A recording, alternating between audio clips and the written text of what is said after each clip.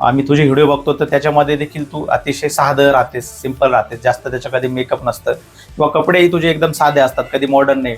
आपण जर एकीकडे बघितलं तर बऱ्याच रील स्टार त्यांचे 1000-2000 थोडे जरी फॉलोअर झाले तर लगेच त्यांचा सगळा लुक बदलून जातो, सगळा लुक स्वभाव सगळाच बदलून जातो, ॲटिट्यूड वाढतो.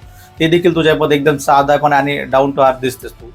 तर त्याचं राज नेमकं काय आहे? तुला असं वाटत नाही की आपण देखील आता आपले एवढे फॉलोअर झाले, आपल्याला लोक एवढे ओळखतात, आपण देखील चांगले चांगले कपडे घालावेत, मॉडर्न कपडे घालावेत आणि चांगलं मेकअप करावं, चांगल्या ठिकाणी आउटडोअरला जाऊन शूटिंग करतात वगैरे, असं तुला वाटत नाही का आपण देखील करावं?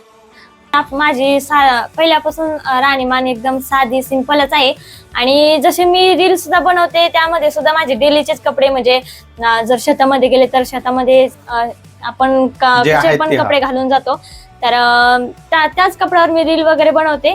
तर जसं की आपली राहणीमान साधी सिंपलच राहिली पाहिजे. कारण काही मुली काय करतात, म्हणजे शॉर्ट कपडे वगैरे घालतात आणि त्यातून त्यांचं ते राहणीमान असन. पण आपलं कसं आहे, गाव म्हणजे मी खेडेगावामध्ये राहते आणि माझी राहणीमान एकदम साधी सिंपल आहे.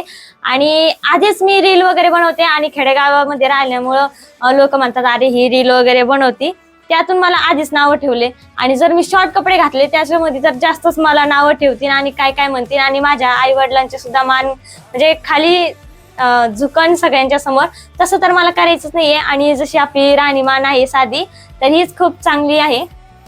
मला मेकअप करायला सुद्धा जास्त आवडत नाहीये. बरोबर. आणि जसं कुठं कार्यक्रम वगैरे असला म्हणजे त्याच्यानुसार तर थोडाफार करणंच लागतं. प्रोफेशननुसार कधी मध्ये